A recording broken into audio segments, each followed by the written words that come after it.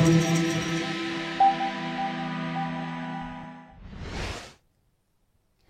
Sobat Pintar, selamat datang di fitur AP Live.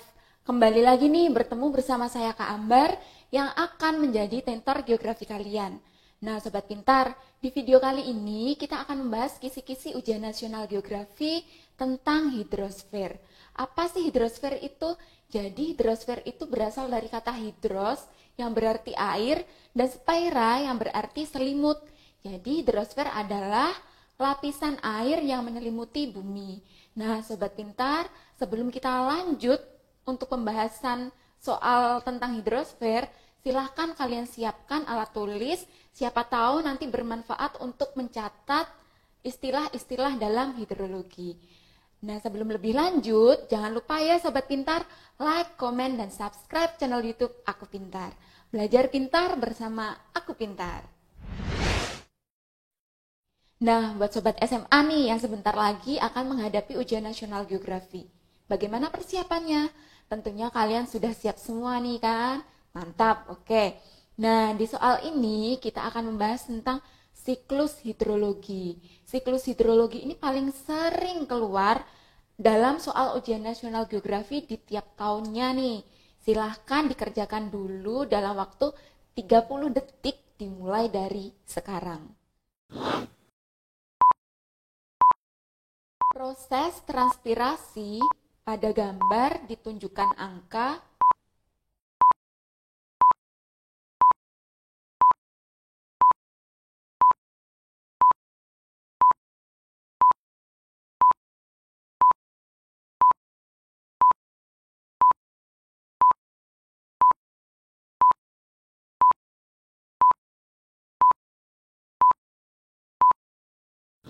Nah, oke. Bagaimana Sobat Pintar? Sudah selesai kan mengerjakannya? Jadi, kalau sudah selesai, ayo kita bahas bersama-sama ya. Oke, untuk soal ini, yang perlu kita ketahui terlebih dahulu adalah tentang siklus hidrologi. Apa sih itu siklus hidrologi? Jadi, siklus hidrologi itu merupakan siklus air dari atmosfer menuju ke bumi, lalu kembali lagi ke atmosfer.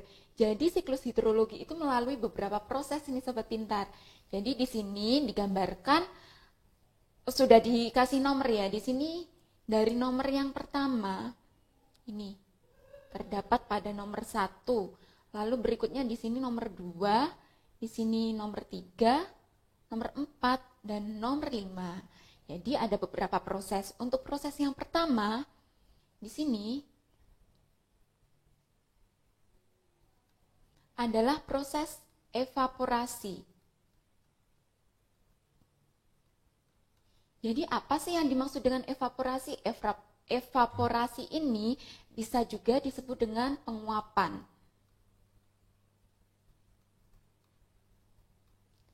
Nah, Sobat Pintar, pada soal di sini yang ditunjukkan dengan angka 1 itu penguapannya berasal dari mana? Berasal dari laut. Jadi penguapan dalam siklus hidrologi ini bisa berarti dari laut, danau maupun dari sungai. Itu ya. Jadi sekarang untuk yang nomor 2 nih.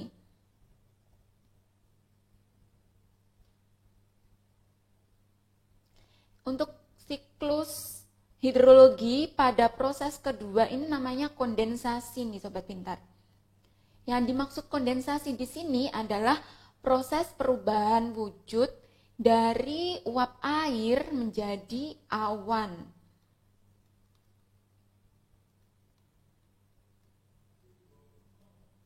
Nah, dalam proses kondensasi ini terjadi juga proses pergerakan atau adveksi. Jadi adveksi ini dibantu oleh tenaga angin.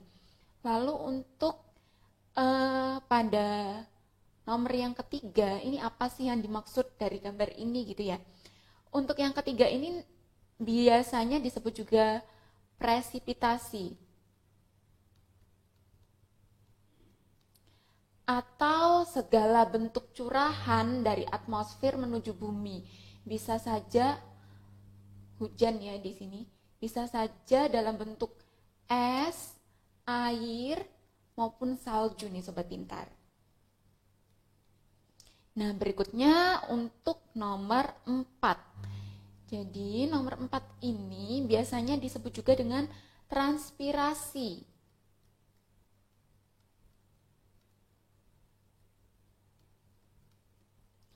Apa sih yang dimaksud transpirasi itu? Jadi transpirasi itu adalah penguapan juga nih Sobat Pintar.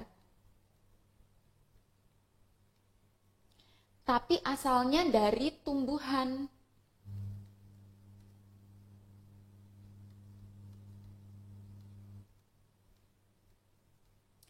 Melalui stomata atau mulut daunnya. Jadi gitu untuk yang nomor 4. Berikutnya untuk yang nomor 5. Nah, nomor 5 ini kan tanda panahnya menuju ke bawah. Jadi ini namanya infiltrasi nih Sobat Pintar. Yang dimaksud infiltrasi adalah meresapnya air ke dalam tanah melalui pori-pori tanah.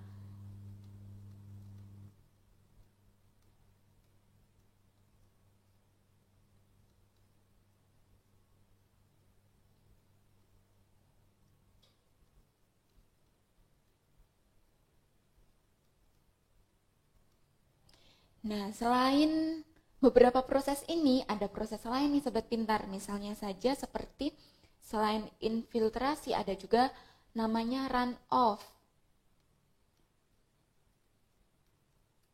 Nah, ini bisa juga disebut dengan aliran permukaan.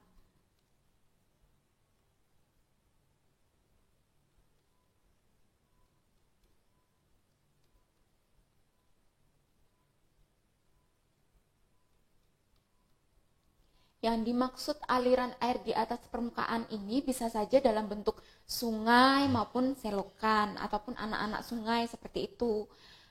Berikutnya ada lagi nih Sobat Pintar, namanya perkolasi.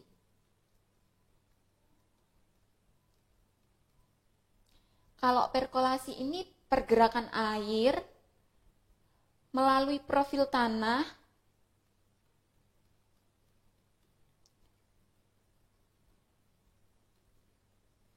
akibat gaya gravitasi. Tuh. Jadi dari beberapa proses ini tadi, kakak ada tips nih buat kalian supaya kalian lebih mudah dalam mengingatnya. Di sini ada evaporasi. Jadi evaporasi ini biasanya tuh ditandai dengan kalau soalnya itu dalam bentuk gambar, itu biasanya ditandai dengan anak panah ke atas gini ya. Ini nanti anak panah ke atas ini biasanya digambarkan di sini dalam bentuk daerah perairan, entah itu sungai, danau maupun laut nih Sobat Pintar. Lalu berikutnya untuk kondensasi. Kondensasi ini biasanya arah panahnya berupa vertikal gini. Kok vertikal? Maksud saya horizontal. Tapi biasanya berada di atas. Nah, seperti contohnya pada nomor 2 ini. Ini kan ada anak panahnya, itu biasanya bisa disebut juga dengan proses kondensasi. Lalu berikutnya di sini ada presipitasi nih Sobat Pintar.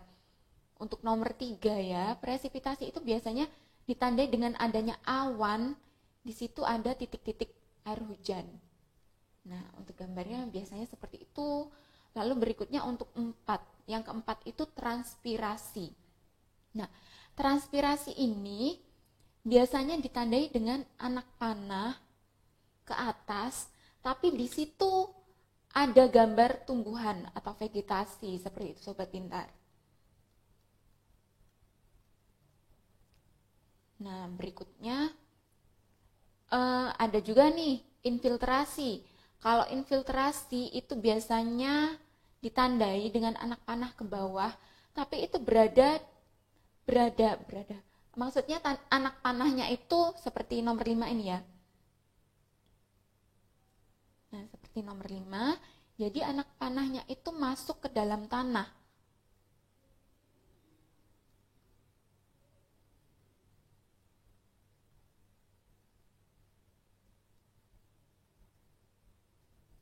Nah, kalau run off ini biasanya anak panahnya seperti ini.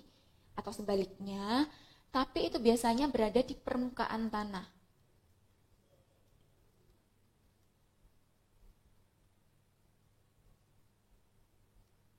Kalau bedanya runoff sama perkolasi, biasanya kalau perkolasi ini sama nih sobat pintar, ada anak panah juga. Tapi bedanya kalau perkolasi itu anak panahnya berada di bawah tanah. Jadi tidak terdapat di permukaannya gitu. Oke, jadi untuk soal ini tadi yang ditanyakan adalah proses transpirasi. Sini ada proses transpirasi. Nah, tadi masih ingat kan transpirasi itu apa? Oke, penguapan yang terjadi dari tumbuhan. Di sini mari kita cari mana sih yang ada gambar vegetasinya atau gambar tumbuhannya itu terdapat pada nomor 4 ya sobat pintar. Ini kan, di sini ada gambar vegetasi, lalu di sini ada anak panah ke atas. Nah, itu transpirasi. Jadi pilihannya adalah D. Oke, cukup mudah kan sobat pintar? Nah, oke nih sobat pintar, kita masih akan menyelesaikan soal tentang siklus hidrologi. Silahkan dikerjakan dulu soal ini dalam waktu 30 detik dimulai dari sekarang.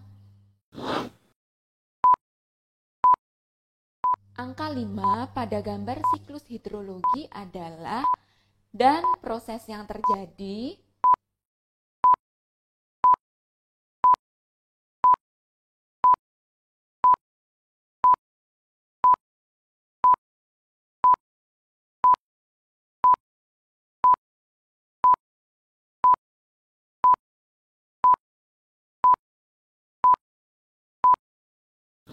Nah, sobat pintar, gimana? Sudah selesai atau belum mengerjakannya? Kalau sudah selesai, mari kita bahas bersama-sama. Oke, untuk soal ini kita masih membahas tentang siklus hidrologi ya, dan yang ditanyakan adalah angka nomor 5. Di mana sih letak angka nomor 5 ini? Oke, terdapat di sini nih sobat pintar. Nah, pada angka nomor 5 ini terdapat gambar. Di situ ada awan dan ada hujan. Nama lain dari hujan tadi apa? Oke, presipitasi.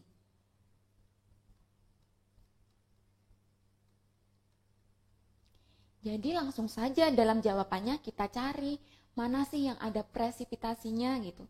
Terdapat pada pilihan D, presipitasi, proses terjadinya curah hujan. Nah, itu aja nih sobat pintar. Mudah kan? Oke, kalau sudah selesai, yuk kita lanjut ke pembahasan soal berikutnya. Nah, sobat pintar, di soal kali ini kita akan mendiskusikan tentang pergerakan air laut. Silahkan dikerjakan dulu dalam waktu 30 detik dimulai dari sekarang. Penyebab gerakan air laut adalah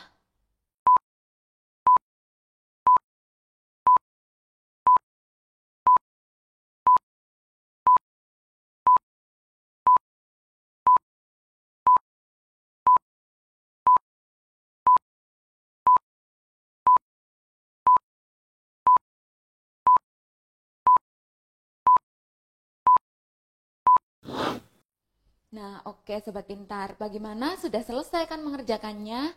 Kalau sudah selesai, mari kita bahas bersama-sama. Untuk soal ini yang ditanyakan penyebab gerakan air laut. Jadi, kita harus mengetahui terlebih dahulu nih, gerakan air laut di sini itu apa aja gitu kan ya. Jadi, gerakan air laut itu ada beberapa nih sobat pintar. Untuk yang pertama adalah gelombang.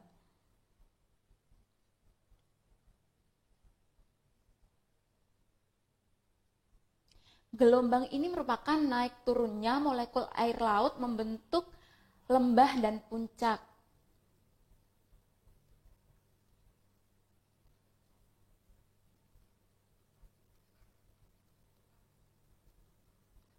Misalnya saja seperti ini nih sobat pintar. Nah, di sini puncaknya. Lalu ini adalah lembah.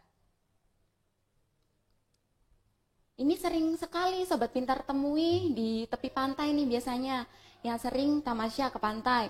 Lalu di sini, ini disebabkan oleh apa sih kira-kira? Disebabkan oleh angin. Nah, untuk pergerakan laut berikutnya adalah pergerakan arus nih Sobat Pintar.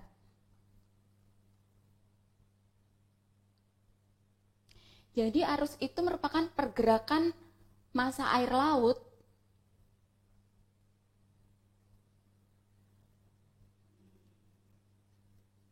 dari suatu wilayah ke wilayah lain.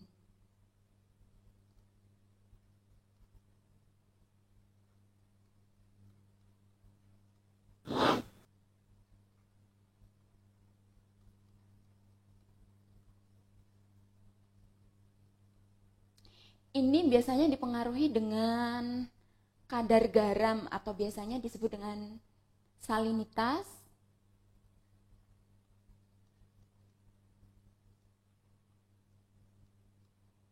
Lalu selain itu juga dipengaruhi oleh angin, tapi angin ini pergerakannya tetap ya Sobat Pintar. Lalu selain itu dipengaruhi juga oleh suhu. Suhu ini mempengaruhi kerapatan dari air laut. Jadi berikutnya untuk pergerakan air laut yang ketiga. Di sini ada apa sih gitu? Ada pasang surut. Di mana pasang surut ini biasanya dalam waktu sehari terjadi 2 kali. Bisa saja pasang naik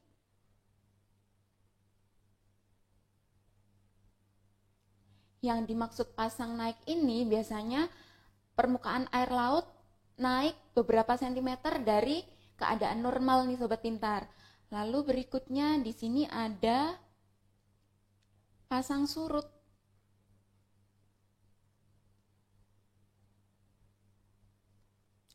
Kalau pasang surut biasanya keadaan air berada surut beberapa sentimeter dari keadaan normal. Jadi ini biasanya penyebab utamanya apa sih? Penyebab utamanya adalah gravitasi bulan dan matahari.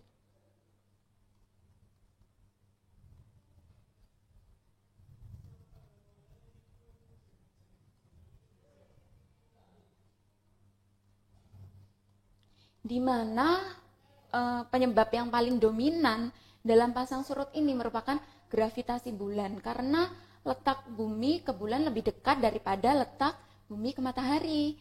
Jadi di sini bisa kita lihat penyebab gerakan air laut dari gelombang, arus, dan pasang surut ini tadi itu penyebabnya apa aja? Yang pertama di sini ada densitas.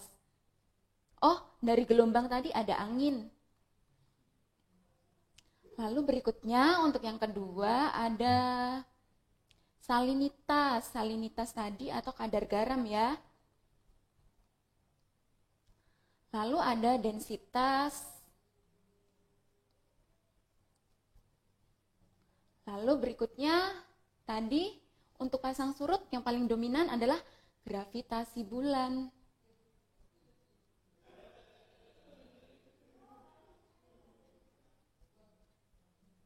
Nah, oke nih Sobat Pintar. Lalu kita cari terdapat pada pilihan yang mana nih gitu ya. Oke, ini ada reliefnya ya, berarti kurang tepat. Ini ada relief juga, kurang tepat. Oke, terdapat pada pilihan C ya, Sobat Pintar.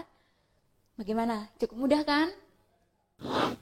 Sobat Pintar, sebelum kita lanjut ke pembahasan soal berikutnya, hari ini kita akan membahas tentang bidang kajian ilmu geografi dan juga prospek lulusan geografi.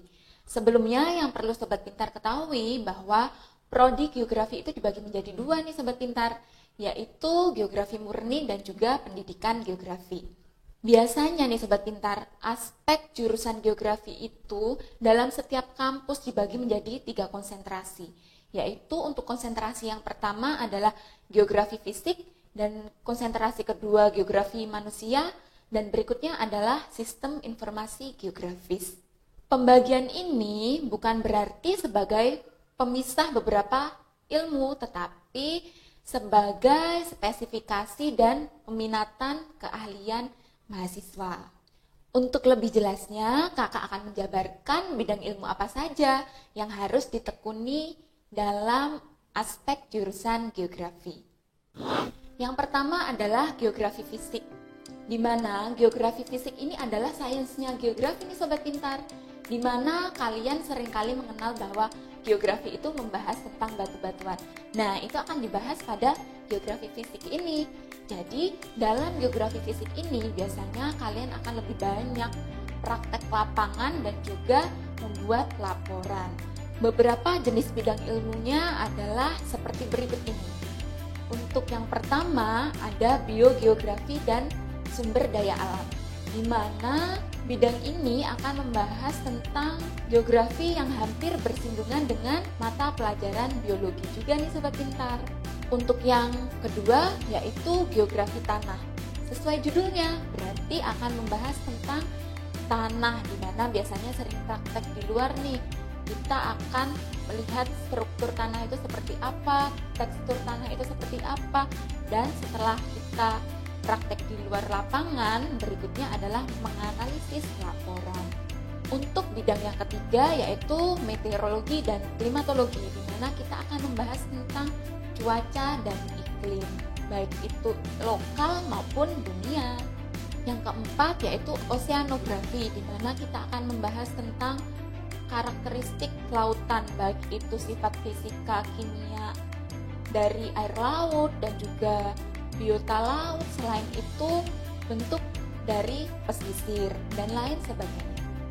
Yang kelima adalah hidrogeografi dan juga dinamika biogeografi daerah aliran sungai. Jadi di sini nanti kita akan membahas tentang perairan, baik itu perairan di daerah hulu maupun sampai ke hilir. Yang keenam adalah tentang ekologi lingkungan, di mana kita akan membahas tentang ekosistem dan juga lingkungan nih sobat pintar. Yang ketujuh yaitu kita akan membahas tentang kerentanan dan juga adaptasi bencana alam, di mana di sini kita akan mempelajari tentang mitigasi bencana alam. Nah, untuk yang kedelapan ini kita akan mempelajari tentang geologi dan geomorfologi, di mana kita akan membahas tentang batuan, lalu selain itu juga bentuk permukaan bumi nih sobat pintar. Nah, sobat pintar, untuk yang kedua kita akan membahas tentang geografi manusia, di mana geografi manusia ini ibaratnya adalah ilmu pengetahuan sosialnya geografi. Jadi di sini itu yang lebih ditekankan adalah tentang human process, di mana kita sebagai manusia peranannya dalam bidang baik itu sosial, ekonomi maupun budaya dalam keterkaitannya dengan ruang. Nah, untuk lebih jelasnya berikut ini adalah beberapa bidang ilmu yang mendalami tentang aspek sosial atau aspek geografi manusia. Untuk yang pertama adalah demografi dan geografi kebudayaan, di mana dalam bidang ilmu ini kita akan mempelajari tentang kependudukan, selain itu kita akan mempelajari tentang budaya yang ada di Indonesia maupun dunia nih sobat pintar. Lalu berikutnya yang kedua kita akan membahas tentang geografi politik, di mana geografi politik ini kajian ilmunya ini tentang geografi berdasarkan aspek politiknya.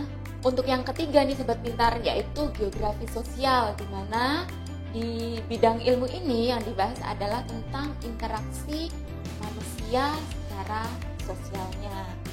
Untuk yang keempat adalah geografi desa kota, di mana dalam geografi desa kota ini nih sobat pintar yang dipelajari adalah tentang interaksi antara desa dan juga kota. Untuk yang kelima itu tentang geografi kesehatan nih sobat pintar. Jadi yang dibahas itu tentang persebaran penyakit, entah itu penyakit demam berdarah, malaria, selain itu juga tentang kesehatan masyarakat. Lalu yang keenam adalah geografi transportasi yang membahas tentang perpindahan atau mobilitas, baik itu menggunakan transportasi apa, seperti itu sobat pintar. Lalu yang ketujuh adalah tentang geografi pertanian, di mana dalam bidang ilmu ini yang dibahas adalah tentang iklim dan juga ada keterkaitannya dengan pertanian. Yang kedelapan tentang geografi industri dan juga geografi pemasaran nih sobat pintar. Yang kesembilan tentang geografi pariwisata, di mana di sini akan dibahas tentang aspek-aspek yang cocok untuk menunjang wilayah pariwisata. Yang ke-10 adalah tentang pembangunan wilayah dan lain sebagainya.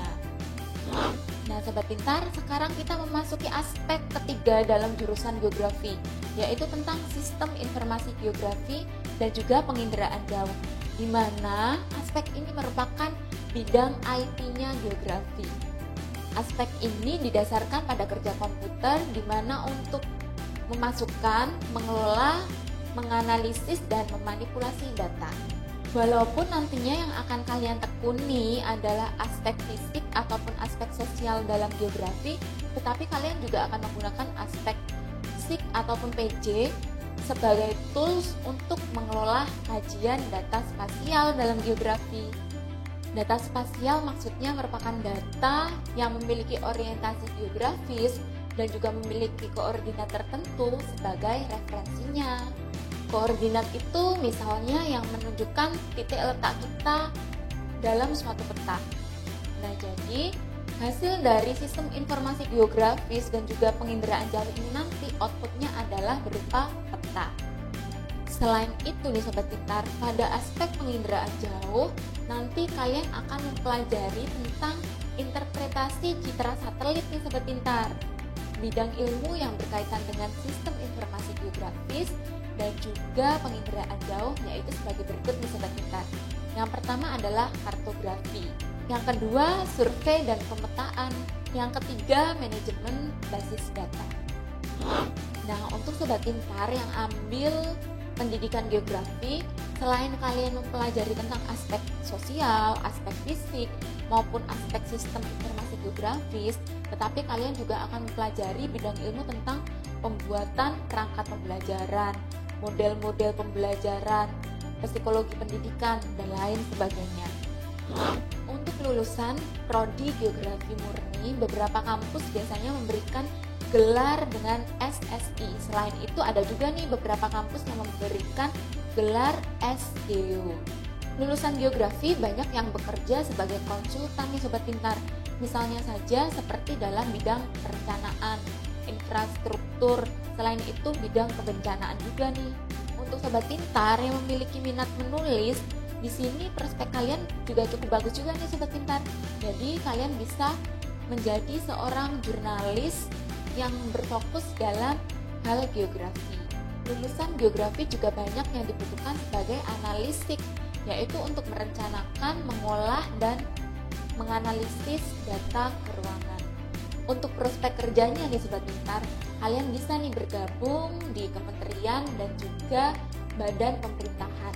Misalnya saja seperti BIG atau Badan Informasi Geospasial, lalu BNPB atau Badan Nasional Penanggulangan Bencana, BPN, Badan Pertanahan Nasional, BPS, Badan Pusat Statistik, Bappenas, Badan Perencanaan dan Pembangunan Nasional, Kemen PUPR yaitu Kementerian Pekerjaan Umum dan Perumahan Rakyat, lalu KKP atau Kementerian Kelautan dan Perikanan. Untuk lulusan Prodi Pendidikan Geografi Sobat Pintar, maka kalian akan bergelar SPD, atau kalau kalian melanjutkan pendidikan profesi maka gelar kalian adalah SPDGR. Jadi di sini output kalian adalah menjadi seorang guru, baik itu guru IPS maupun guru geografi. Nah, oke nih Sobat Pintar, kita sudah sampai pada soal di mana akan membahas tentang pola aliran sungai. Silahkan dikerjakan dulu dalam waktu 30 detik, dimulai dari sekarang. Pola aliran sungai yang ditunjukkan pada gambar adalah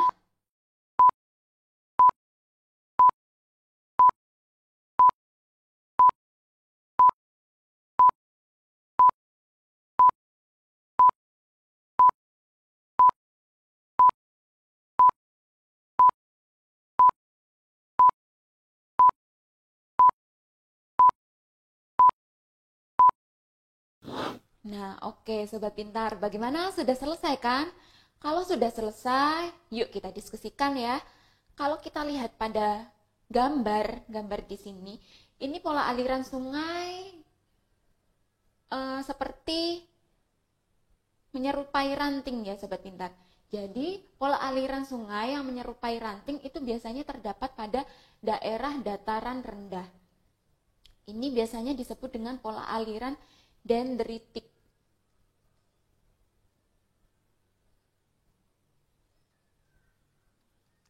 Jadi pola aliran dendritik ini terdapat pada dataran rendah yang mudah tererosi nih Sobat Pintar. Sehingga cabang-cabangnya banyak, menyerupai ranting pohon. Nah, selain pola aliran yang terdapat pada gambar ini, kakak mau jelasin aliran lain nih. Pola aliran lain nih maksudnya. Jadi, di sini ada pola aliran, ini ya untuk pilihan B ini kan ada pola aliran radial. Nah, dalam pola aliran dalam pola aliran radial ini masih dibagi lagi nih jadi dua, yaitu pola aliran radial yang sentrifugal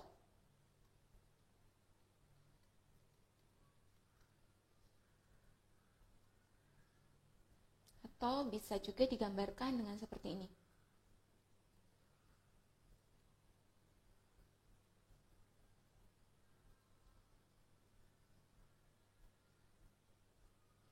Nah, masih ingat kan ciri-ciri air? Air itu mengalir dari tempat yang tinggi menuju tempat yang rendah.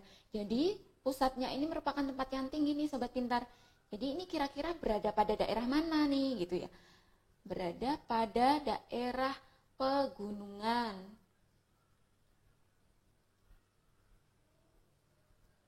Nah, lalu berikutnya, pola aliran radial sentripetal.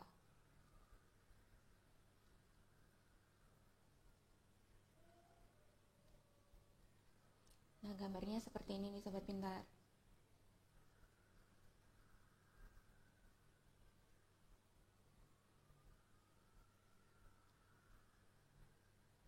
Jadi dia menuju ke satu titik. Ini berarti daerah yang dituju itu merupakan daerah yang lebih rendah. Ini biasanya terdapat pada daerah cekungan. Atau bisa juga lembah. Oke, untuk yang C itu adalah trellis. Trellis ini biasanya dicirikan dengan gambar yang menyirip. Misalnya saja seperti ini nih Sobat Pintar.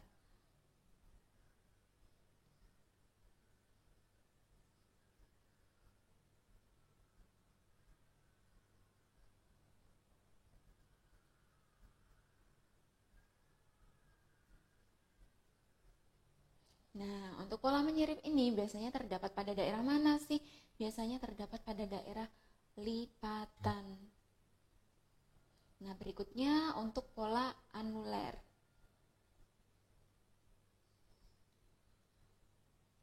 Pola anuler ini biasanya juga disebut dengan pola melingkar. Kenapa disebut dengan pola melingkar?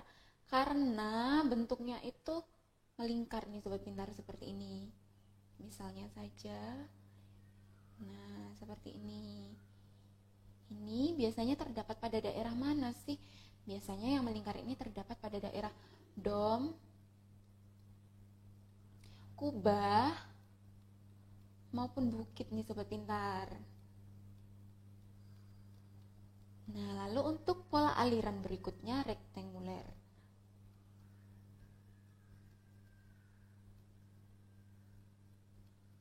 Ini biasanya dicirikan dengan pola aliran yang menyiku. Nah, misalnya saja gambarnya seperti ini nih Sobat Pintar.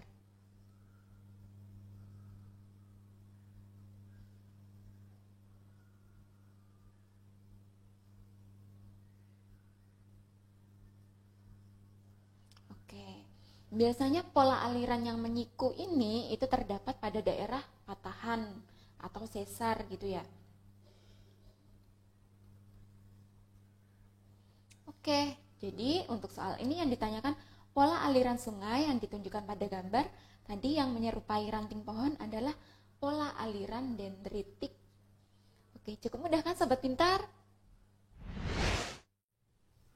Nah, Sobat Pintar, untuk soal kali ini kita masih akan membahas tentang pola aliran sungai. Silahkan dikerjakan dulu dalam waktu 30 detik, dimulai dari sekarang.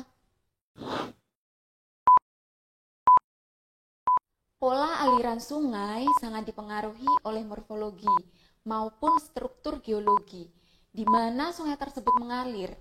Pola aliran di daerah patahan atau rekahan adalah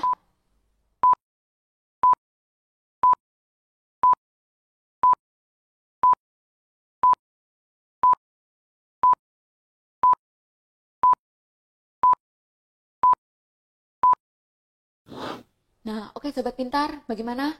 Sudah selesai kan kalian mengerjakannya? Kalau sudah selesai, mari kita bahas bersama-sama. Untuk soal tentang pola aliran sungai ini, sebelumnya kita sudah membahas di soal sebelumnya ya. Jadi di sini yang ditanyakan adalah pola aliran di daerah patahan ataupun rekahan. Tadi masih ingat kan Sobat Pintar? Kalau di daerah patahan atau rekahan itu bentuknya kan menyiku seperti itu. Jadi itu tadi termasuk ke dalam pola aliran apa sih gitu kan? Terdapat pola aliran rektanguler. Terdapat pada pilihan B. Oke, cukup mudah kan Sobat Pintar? Yuk kita lanjut ke pembahasan soal berikutnya. Nah, oke nih Sobat Pintar. Kita sudah sampai pada soal di mana di sini yang ditanyakan tentang peranan hutan. Silakan dikerjakan dulu dalam waktu 30 detik, dimulai dari sekarang. Keberadaan hutan begitu penting dalam kehidupan. Selain sebagai paru-paru dunia, hutan juga dapat menjaga kelangsungan siklus hidrologi. Peranan hutan dalam siklus hidrologi adalah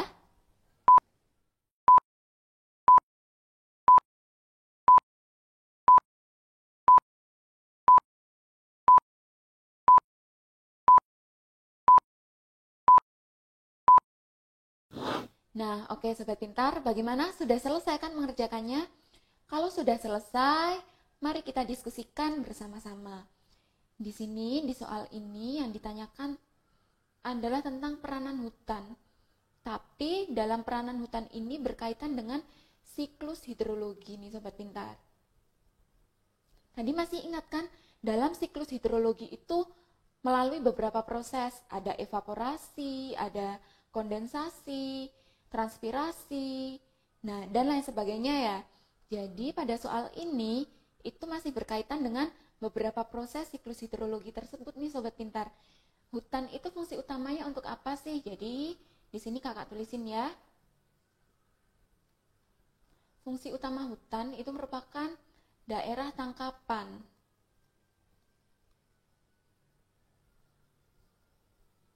Daerah tangkapan hujan.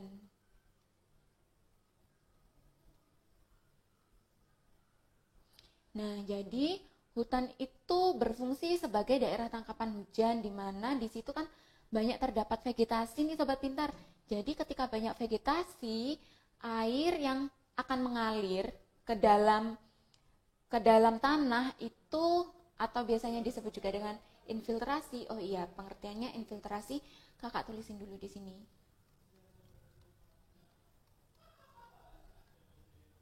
Infiltrasi, proses masuknya air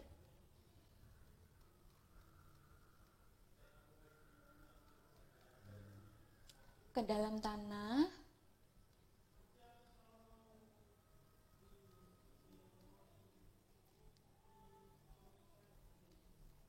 melalui pori-pori tanah.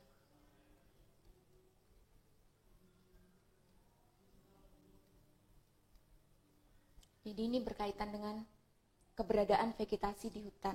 Lalu berikutnya di sini ada juga pengaruhnya, selain infiltrasi ada pengaruh intersepsi. Apa sih itu intersepsi? Oke, kakak catatin di sini ya.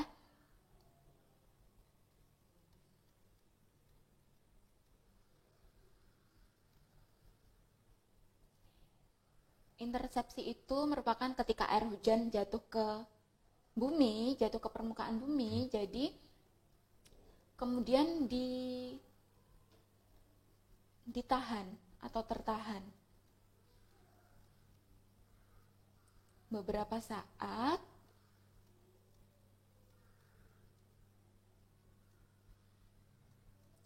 untuk kemudian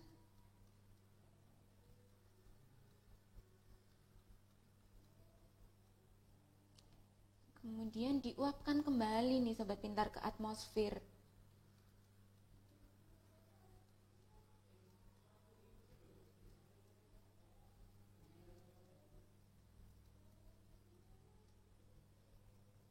Atau selain diuapkan kembali ke atmosfer juga diserap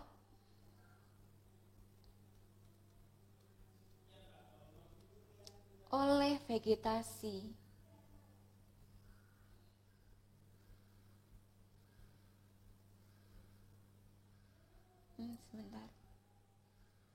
Sebentar ya. Kurang rapi di sini, saya hapus dulu.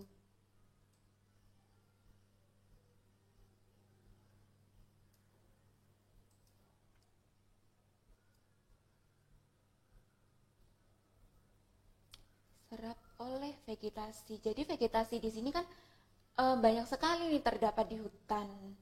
Jadi untuk yang berkaitan dengan proses siklus hidrologi dalam pilihan ini terdapat pada pilihan mana sih gitu ya.